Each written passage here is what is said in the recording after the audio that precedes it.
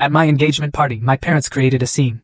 My dad yelled, "Hand over your $50,000 wedding fund to your brother right now, or this engagement is done." When I stood firm and refused, he slapped me so hard I staggered back. I looked him straight in the eyes and said, "You're about to get a surprise you'll never forget." Moments later, the police walked in. My dad froze in shock because, picture this, the perfect engagement party, surrounded by loved ones, a dream evening finally unfolding. And then, your own father slaps you across the face. Can you even begin to imagine that kind of betrayal? Why? Because I dared to say no to handing over my life savings to my financially irresponsible brother. What the hell happened next, you ask? Well, let me tell you, it was the moment my entire world came crashing down, and then, slowly, beautifully, rebuilt itself. My name is Cassandra, and I was 27 when that happened. I'd spent 5 long years, working extra shifts as a pharmaceutical researcher, meticulously saving every single penny for what I thought would be the happiest day of my life, my wedding. All while my parents endlessly bailed out my older brother, Tyler, who honestly, was a black hole for money. That night, what should have been pure joy, transformed into a nightmare of family pressure and shocking injustice. Growing up in suburban Connecticut, we looked like the quintessential American family from the outside. My dad, Robert, was an insurance salesman. My mom, Karen, worked part-time.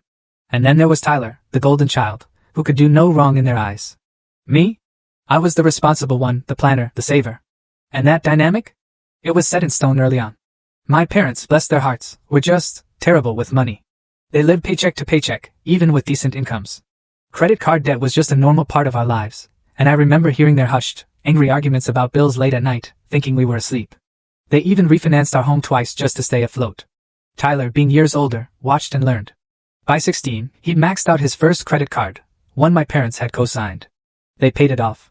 By 18, he'd wrecked 2 cars. They replaced them. By 20, he dropped out of the community college they were paying for. My parents called it finding his path. I called it a disaster waiting to happen. Watching that endless cycle, I swore to myself at 18, I would never live that way.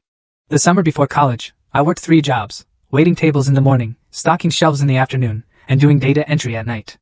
Every single penny went into my education fund. My parents, who had paid for all of Tyler's failed attempts at college, simply told me they had nothing left for me. So, I applied for every scholarship I could find. I worked throughout college, maintained a 3.9 GPA, and graduated with my pharmaceutical science degree with minimal student loans. I was so proud of that. After college, I kept living frugally. I shared an apartment with 3 other women, drove a meticulously maintained 10-year-old Honda, packed my lunch every day, and full story on the channel. Link below. Click now and watch what happened next.